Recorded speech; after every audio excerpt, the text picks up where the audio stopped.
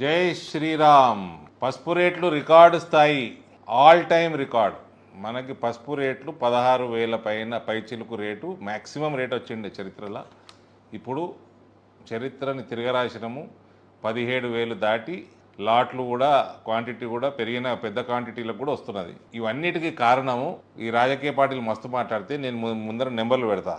2019లో భారతదేశము ఎగుమతి 1,33,000 టన్నులు, 2023లో 1,71,000 టన్నులు, అంటే దాదాపు 38,000 టన్నులు మనం పెంచుకున్నాం ఎక్స్పోర్ట్.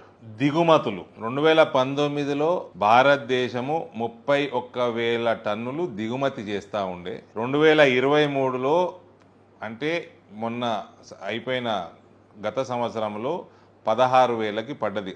సగం ఇంపోర్టు తగ్గించినాము. ఎక్స్పోర్టు 38, 15 ఇంపోర్టు, ఈ రెండు కలిపితే 53,000 టన్నుల ఫరక్ వచ్చింది భారతదేశంలో.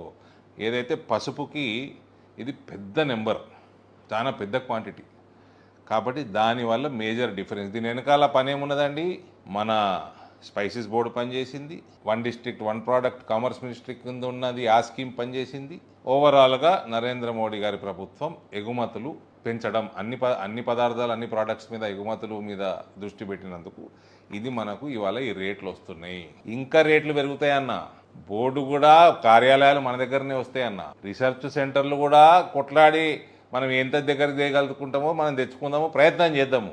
అందుకనే నేనే ఇగోండ్రి పసుపు అంబాసిడర్గా, నన్ను ఢిల్లీలో ఎప్పుడో అంటున్నారు, నేనే చెప్తున్నా, పసుపు అంబాసిడర్ నేనే అన్నా. రాదే రాముల వారు దయతోటి రేట్ వచ్చింది, రాముల వారు అయోధ్యకు వచ్చిండ్రు, మనకి బోర్డు వచ్చింది. ఇక కృష్ణుడు తెచ్చే బాధ్యత కూడా మనదే. పసుపు రైతులందరినీ కూడా నేను కాషాయం కప్పుకోవాల్సిందిగా కోరుతా ఉన్నా. జై శ్రీకృష్ణ. ఎప్పటికప్పుడు వార్తలను వీక్షించేందుకు Q9 న్యూస్ ని సబ్స్క్రైబ్ చేసుకోండి, లైక్ చేయండి, షేర్ చేయండి. విలువైన సమాచారాన్ని ముందుగా మీరే తెలుసుకునేందుకు బెల్ బటన్ ని క్లిక్ చేయండి.